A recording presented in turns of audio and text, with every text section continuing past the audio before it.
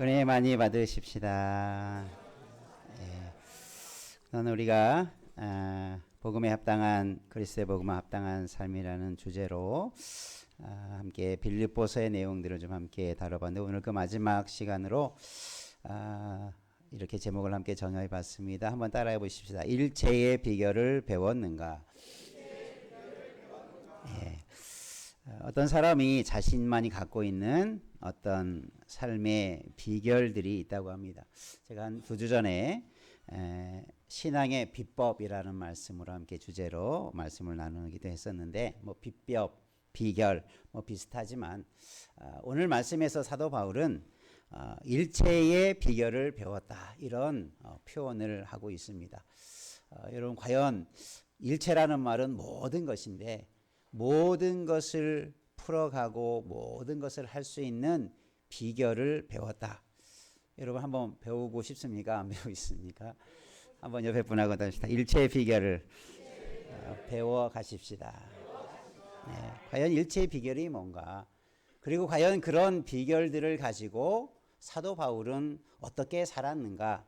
우리가 결론적으로 오늘 우리가 사도 바울의 빌립보서의 말씀이 좀 뒷부분에 남아있지만 오늘 마지막으로 우리가 믿음의 삶을 살아가는 동안 뭔가 많은 것을 이루기를 원하고 또 많은 것을 받기를 원하고 또 많은 것들을 우리가 성취하기를 원하는데 그냥 감에서 감나무에서 떨어지듯이 기다려서는 안 되고 오늘 말씀에서처럼 뭔가 우리가 배우고 뭔가 힘쓸 때 그 안에 열매가 맺어가는 것은 당연한 이치일 것입니다.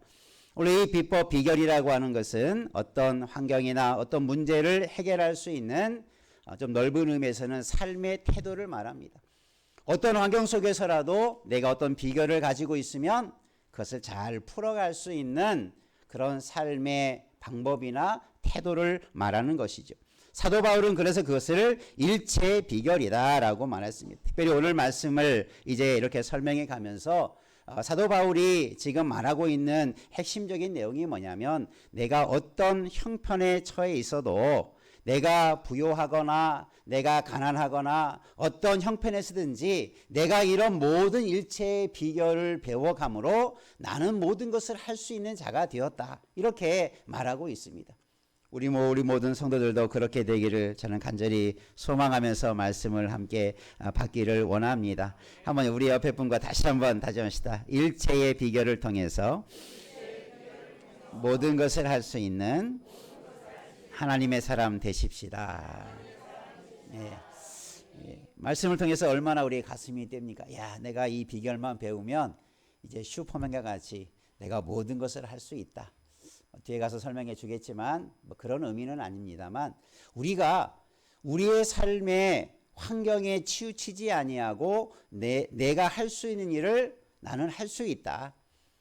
내게 주어진 환경이 문제가 아니고 내게 능력이 있으면 나는 이런 것을 할 수 있는 사람이다라고. 그리고 사도 바울은 많은 고난과 역경과 많은 사역 속에서 그런 것들을 하나하나 배워왔고 이제 일체 모든 비결을 내가 다 배웠다.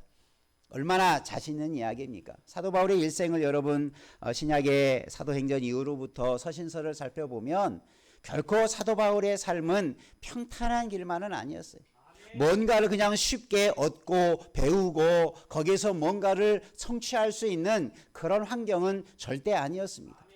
그런데 어떻게 사도 바울은 그런 수많은 역경과 죽음의 고비들과 환난들 속에서 이렇게 담대하게 나는 일체의 비결을 배웠다. 이 말 뒷면에 있는 의미가 뭡니까? 사도 바울은 고난 속에서도 사도 바울은 그런 역경 속에서도 삶의 원리를 하나하나 배워가는 그런 시간이었다. 이렇게 고백하는 내용과 같은 것입니다. 오늘도 저와 여러분이 어렵다라고 마음 불평하고 낙심하지 말고 그 어려움과 그 환경 속에서 내가 배워야 할 지혜가 있고 내가 배워야 할 비결이 있다. 그것을 꼭 찾고 얻는 은혜가 있기를 주님의 이름으로 축원합니다. 한번 옆에 분 다시 한번 다짐합니다. 어려움 속에 삶의 비결이 숨겨 있습니다. 믿습니까? 그러니까 어려움을 그죠? 금광이 있으면 그냥 땅에서 죽는 게 아니라 수십 미터 땅을 파고 들어가서 금맥을 찾으면 금을 얻듯이 여러분 파고 들어야 돼. 그냥 떨어지기를 기다리는 게 아니라 어려움과 역경과 낙과 낭망할 수 있는 환경 뒤에 그 뒤에 숨어 있는 보배로운 비결을 찾을 때까지 믿음의 길을 달려가기를 주의 이름으로 축원합니다. 그래서 사도 바울이 과연 그러면 그 이런 모든 환경 속에서 어떻게 일체의 비결을 배웠는가라고 말씀하면서 오늘 말씀에 우리가 주목해야 할 단어가 뭐냐면 따라합시다. 만족. 사도 바울은 내가 어떠한 형편에 처해 있든지 뭘 배웠더라? 자족하기를 배웠다. 이렇게 11절에 말해요. 그러니까 자족은 스스로 만족하는 마음이죠.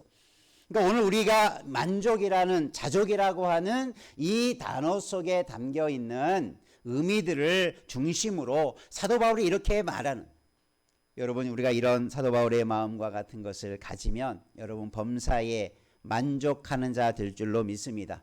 날마다 자족하며 살아가는 풍성한 은혜가 있게 될 줄로 믿습니다. 그런 것들을 배워가고 채워갔을 때에 사도 바울은 능력 있는 삶의 열매가 나타냈던 것이죠. 그래서 오늘 사도 바울이 주는 이 말씀을 통해서, 빌립보의 말씀을 통해서 우리가 어떻게 이런 자족하는 일체의 비결을 배웠는가. 반대로 말하면 우리는 이런 것을 배워가지 못하고 이런 것을 깨닫지 못하면 우리는 자라가지 못하는 하나의 원인이 되죠. 환경에 넘어지는 이유가 되기도 하죠. 어렵다라고 넘어지는 게 아니라 어렵기 때문에 그 속에서 뭔가 삶의 교훈과 믿음의 진리를 발견함으로 새롭게 나아가는 자가 지혜로운 자가 되는 거죠. 우리는 어려움 속에서도 진리와 삶의 원리를 찾는 그런 은혜가 있기를 축원합니다.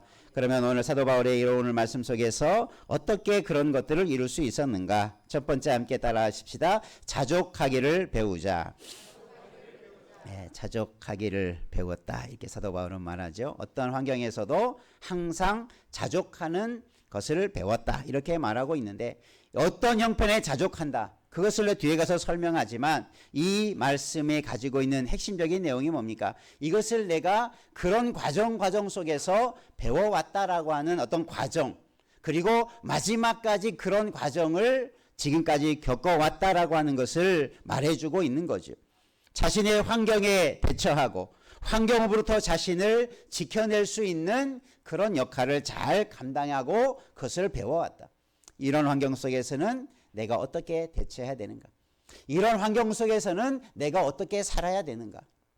우리가 때로는 처음 겪어보는 환경, 때로는 힘든 환경, 그것을 자꾸 도피하고 자꾸 그런 상황이 나에게 오지 않기를 바라기보다는 그런 환경 속에서 내가 어떻게 사는 것이 바른 것인가를 배워가는 은혜가 있기를 주님의 이름으로 축원합니다. 그러면서 우리의 매일의 삶은 학교와 같은 거예요. 배움의 과정이라는 거죠. 하루하루가 우리가 학생들이 학교에 이제 곧 새 학기가 되어서 학교들이 입학도 하고 진학을 해서 학교를 다니면 왜 학교에 갑니까? 학교 구경하러 다니는 것도 아니고 학교 놀러 가는 것도 아니죠. 학교 뭐하러 갑니까? 배우러 가잖아요. 우리의 인생의 환경은 마치 학교와 같아요. 광야를 하나님께서는 광야 학교라고 사도행전에서 그렇게 표현해 주고 있어요. 이스라엘의 광야 생활이 뭐였냐? 광야 학교였다. 그곳에서 뭔가를 배우도록 하나님께서 섭리해 주셨다. 여러분, 이 광야 같은 우리 인생길에서 여러분 배움의 과정 속에서 우리는 뭔가를 배워가는 열매를 거두기를 주의 이름으로 축원합니다. 사도 바울은 여러 가지 환경들 속에서 이 자족하는 것을 배웠다. 자족이라는 말은 문자 그대로 보면 스스로 만족하는 그런 마음이라고 말할 수 있는데 그것을 좀 더 해석해 보면 어떤 마음이냐면 어떤 환경 속에서도 독립된 상태를 말해요.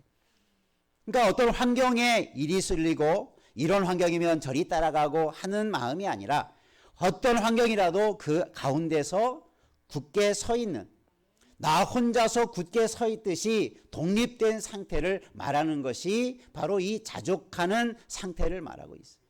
여러분이 환경에 치우치는 게 아니라 여러분 환경 앞에 홀로 서 있는 환경 속에서도 굽히지 않는 그런 온전한 신앙으로 서 있기를 주님의 이름으로 축원합니다. 그게 자족하는 자가 가지고 있는 삶의 상태라고 하는 것을 의미하고 있는 거죠. 이것은 자기 스스로 이 모든 환경들을 이겨내고 대처하는 거예요. 누군가 의존하지 않는 것을 말하고 있어요. 이게 독립적이라는 말 속에 담겨져 있는데, 여러분 어려움을 당하면, 새로운 환경에, 정말 어려운 환경 속에 처하면 많은 사람들이 어떻게 주로 대처합니까? 외부에 뭔가를 의존해서 그것을 풀어가려고 많이 하죠. 내가 할 수 없으니까, 내가 못한다라고 판단이 되니까 자꾸 외부의 어떤 힘을 빌려서 그것을 풀어가려고 하는 것. 그런 마음들을 사도 바울은 어떻게 표현하냐면, 그런 마음이 아니라 사도 바울은 이런 일체의 비결을 배우면서 내가 이제 내가 스스로 만족하고 스스로 풀어갈 수 있는 힘을 배우고 얻었다. 그걸 말하고 있어요. 또 뒤에 가서 이제 그 힘에 대해서도 말해주고 있는데, 여러분 우리들도 환경들 속에서 비결을 하나하나 배워감으로 말미암아 모든 일에 자족하는 은혜가 있기를 주의 이름으로 축원합니다. 그래서 우리는 그런 것들을, 그런 삶을 통해서 우리의 삶 가운데 대처할 수 있는 삶을 배워가는 것이죠. 디모데전서 6장에 보면 자족하는 마음이 있으면 경건에 큰 이익이 된다, 이런 말씀을 하고 있어요. 자족하는 마음. 사도 바울은 모든 형편에서 자족하는 마음, 만족하는 마음을 항상 가지고 있었는데, 이 디모데전서에서는 사도 바울은 디모데에게 말하면서 이 자족하는 마음이 있으면 경건 생활에 큰 이익이 된다. 여러분, 자족하는 마음이 우리의 경건의 삶, 신앙의 삶, 믿음의 삶에 큰 유익이 되는 줄 믿으시기를 바랍니다. 반대로 말하면 자족하지 못하면 늘 환경 앞에서 불평하고 짜증내고 원망하고 낙심하면 경건의 삶도 무너진다는 거예요. 경건에 결코 도움이 되지 못한다는 거예요. 여러분, 우리가 이런 주님의 은혜 안에서 자족하는 마음이 회복되고 더 풍성해져 가기를 주님의 이름으로 축원합니다. 우리의 삶 가운데 이런 자족하는 마음이 우리가 경건의 삶을 살아가는데 큰 도움이 된다라는 것을 말씀하고 있죠. 여러분, 우리가 하루하루 살아오면서 우리의 마음속에 정말 만족하는 마음, 자족하는 마음이 있었는가? 그런 마음들을 가지고 우리의 환경을 이겨내고 있었는가? 아니면 환경에 휩쓸려서 살아가고 있었는가? 우리가 그런 것들을 돌아보기를 바랍니다. 유요스비라고 하는 목사님이 말씀을 강론하면서 이 부분에 대해서 이런 표현을 하시더라고요. 사람이 온도계와 같은 사람이 있고, 어떤 사람은 온도 조절기와 같은 사람이 있다. 온도계는 어떤 겁니까? 오늘 추우면 온도계의 특징이 뭡니까? 오늘은 30도다. 추우면 영하 몇 도다. 온도계는 자신이 가지고 있는 그 온도만 보여준다는 거지. 그런데 온도 조절기는 온도에 내가 원하는 조절의 그 온도에 맞춰 놓으면 추우면 그것을 높여주고 더우면 낮춰줘서 내가 원하는 상태를 유지하게 만드는 게 온도 조절기죠. 오늘 우리의 삶이, 내 마음이 그냥 온도계와 같은 사람은 그냥 화나면 막 폭발하고, 좋으면 가만히 있고, 또 나쁘면 막 절망하고 좌절하고, 기분이 그 환경에 따라서 그냥 올라갔다 내려갔다 수시로 삶이 흔들리고 요동하는 사람의 모습은 온도계와 같은 거예요. 그 사람의 모습을 보면 저 사람 화났네, 저 사람 정말 어렵고 힘들고 낙심했네, 다 보이죠. 그러나 온도 조절기와 같은 사람은 환경이 변하면 그 환경에 변해서 내 삶이 막 오르락내리락 하는 게 아니라 내 안에 그런 조절 능력이 있어서 나쁘면 그것을 이겨내서 평안을 유지하게 하고, 내 삶을 지탱하게 만들고, 또 좋으면 좋은 것에 너무 도취하지 않고 또 그것을 잘 조절해서 그것을 살아가도록 하는, 절제하는 능력이 온도 조절기 안에 과학적으로 보면 센서가 있고 그런 조절하는 능력이 있으면 우리가 적당한 온도를 유지하는 것처럼, 그게 바로 사도 바울이 일체의 비결을 배웠다라고 말하는 데 있어서 우리가 이해할 수 있는 하나의 모티브가 되는 거죠. 한번 옆에 분하고 다시다. 온도 조절기와 같은 사람이 되십시다. 그래서 내 마음을 잘 다스리는 것. 그러니까 환경에 따라서 내가 막 변하는 게 아니라 환경에 따라서 내가 적당하게 잘 대응하고 그것을 활용해서 내 삶이 흔들리거나 무너지는 게 아니라 항상 그와 같은 상태, 그와 같은 상태가 오늘 본문의 말씀의 핵심은 자족하는 상태를 항상 유지하고 있다는 거예요. 내 안에 자족하는 마음을 잃어버렸다면 내가 이미 무언가를 상실해 가고 있고 내가 지금 무언가 내가 해야 될 것들을 잃어버리고 있는 상태다.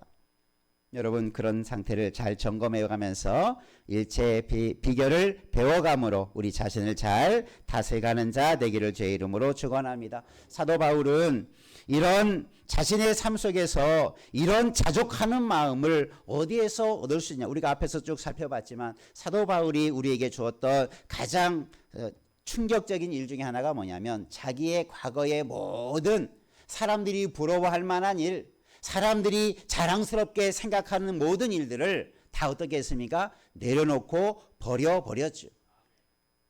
그것도 하나의 비결을 배우는 과정이었고 그의 삶 속에서 그런 과정들을 통해서 사도 바울이 일체의 비결을 배워가고 자족하는 것을 배웠어요.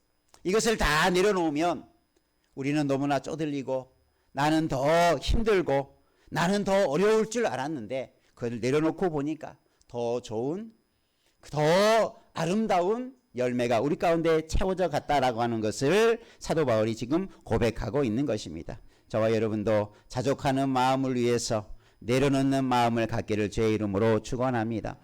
따져고 보면 우리가 왜 많은 사람들이 불만과 이런 마음, 자족하는 마음을 갖지 못하느냐? 따지고 보면 너무나 많은 욕심, 정욕, 뭔가 지금보다 더 많은 것을 가지려고 하는 그런 마음이 계속 발동되다 보니까 늘 지금에도 만족할 수 있는데 만족하지 않고 더 좋은 것, 더 많은 것, 더 하다 보니 늘 자신의 지금의 현재의 상태는 늘 불만족한 상태 속에서 나아가는 거죠. 어제보다 오늘이 분명히 좋았는데 오늘을 바라보기보다는 내일을 바라보며 지금에 불만하고 있다면 우리는 뭔가 잘못된 삶의 태도를 가지고 있는 거죠. 여러분 오늘 항상 우리의 삶 가운데 자족하는 마음이 더 풍성해져 가기를 주님의 이름으로 축원합니다. 때로는 어려움 속에서도 내가 이 어려움 속에서 내가 오늘에 만족할 수 있는 마음, 그래서 오늘에 감사할 수 있는 마음, 그런 마음으로 주 앞에 나가기를 주의 이름으로 축원합니다. 사도 바울은 그런 오랜 기간의 그런 고난의 세월 속에서 광야의 학교처럼 그곳에서 이런 비결을 배워왔다. 여러분 어쩌면 우리는 고난을 통해서 더 많은 것을 배울 수 있는 기회입니다. 내가 생각지 못하고 내가 미처 준비하지 못했던 것들을 하나님은 우리에게 이 광야 학교와 같은 곳에서 고난의 환경 속에서 우리에게 뭔가를 가르쳐 주기를 원하시는 줄 믿으시길 바랍니다. 오늘도 가장 값진 지혜와 지식을 우리의 때로는 고난의 환경 속에서 어떠한 형편 속에서든지 그런 자족하는 것을 배워가는 우리 모두 되기를 주의 이름으로 축원합니다. 두 번째 한번 따라합시다. 주가 주신 능력을 받아 사십시다. 오늘 말씀에 보면 중요한 원리죠. 내게 능력을 주시는 자 안에서 내가 모든 것을 할 수 있느니라. 우리가 너무나 좋아하는 성경 구절이죠. 내게 능력 주신 자 안에서 내가 모든 것을 할 수 있다. 우리가 할 수 있는 것에 집중이 아니라 오늘 내가 뭔가를 할 수 있는 근원에 대해서 말하고 있는데 그게 누구라고요? 주 하나님 예수 그리스도를 말합니다. 주님이 주시는 능력이 없으면 나는 어떤 존재입니까? 아무것도 할 수 없다. 내가 아무리 경험이 많고 내가 세상의 노하우와 인생의 경험들과 세상적인 많은 인생의 성공의 비법을 가지고 있다 할지라도 주님이 주시는 능력이 없으면 아무것도 아니다. 지금 그걸 말하고자 하는 거죠. 많은 사람들은 세상에서 처세술도 배워야 되고 사회에 잘 적응하는 능력도 키워야 되고 어떤 환경이든지 잘 적응할 수 있는 그런 적응력이 좋고 사회성이 좋은 것, 지금 사도 바울이 말하는 것은 그런 이야기가 아니에요. 사회에서 잘 성공하기 위해서는 사회성도 있어야 되고 사회에 잘 적응하도록 그런 환경들을 잘 이해하고 거기에 맞게 처세를 해야 돼. 세상은 그렇게만 가르칠 것입니다. 그러나 사도 바울은 인생을 살아오고 자신의 주님과 함께 온 세월을 살아보면서 이 간증 속에서 그렇게 말합니다. 세상은 그렇게 살아가는 게 아니고 주님이, 따라합시다, 주님이 주시는 능력을 받아야 바로 살 수 있다. 지금 그걸 말하는 거예요. 그래서 오늘 우리는 내 인생의 경험으로 일체의 비결을 배워가는 게 아니라 주님이 주시는 능력으로 일체의 비결을 배워가는 그런 열매가 있기를 주의 이름으로 축원합니다. 주님 주신 능력이 없으면 아무것도 할 수 없는 거예요. 그런데 우리가 이 말씀을 적용할 때 좀 조심해야 할 부분들이 있어요. 내게 능력 주시는 자 안에서 주님이 모든 능력을 주시면 내가 모든 것을 할 수 있다. 그럼 여기서 모든 게 뭐겠습니까? 여러분, 슈퍼맨 같이 그냥 아무거나 내가 막강한 힘을 가지고 있으니 내 마음대로 할 수 있는 모든 것을 할 수 있다, 그런 의미가 아니고 이 본문 속에 내가 모든 것을 할 수 있다라고 하는 이 말씀을 그 뒤에 말하고 있어요. 나는 비천에 처할 줄도 알고 풍부에 처할 줄도 안다. 이런 능력이 있다는 거예요. 그게 자족하는 마음, 자족하는 삶으로 나아가는 능력이 있다라는 것을 말하고 있어요. 그러니까 이 말씀을 여러분 그냥 그 문자 그대로 내가 모든 것을 할 수 있다, 주님이 주신 능력을 주시면 내가 다 할 수 있다, 이렇게 포괄적으로 이해할 수도 있지만 오늘 본문의 의미는 모든 것이라고 하는 것이 그런 세상의 모든 일들을 말하는 게 아니라 이 문자적으로 보면 이 단락에서의 의미는 내가 어려운 상황 속에 있든지 부유한 상황 속에 있든지 나는 그런 상황에 모든 것을 감당할 수 있는 사람이 되었다, 그걸 말하고 있는 거죠. 물론 이 말씀이 우리가 처한 상황에 따라서 말씀을 적용할 수 있을 거예요. 여러분, 오늘 우리는 내가 처한 환경과 상황 속에서 그것을 이겨내고 그 삶 속에서 우리가 만족하고 자족하고 하나님의 뜻대로 살아가는 능력을 가지고 우리가 살아가도록 도우시는 이가 하나님이신 줄로 믿습니다. 그럼 오늘 말씀에서 그러면 어떤 능력이냐? 따라서 비천에 처할 줄 아는 능력. 비천이라는 말은 낮고 천한 상태를 말하죠. 여러분, 예수님의 십자가를 표현할 때 빌립보서 2장에서 말하고 있었죠. 예수님의 낮아지심, 예수님의 비하, 예수님의 사람 되심, 가장 낮아지심의 극치가 예수님의 죽으심이었죠. 예수님은 죽기까지 낮아지시고 그렇게 천한 삶으로 보여주었어요.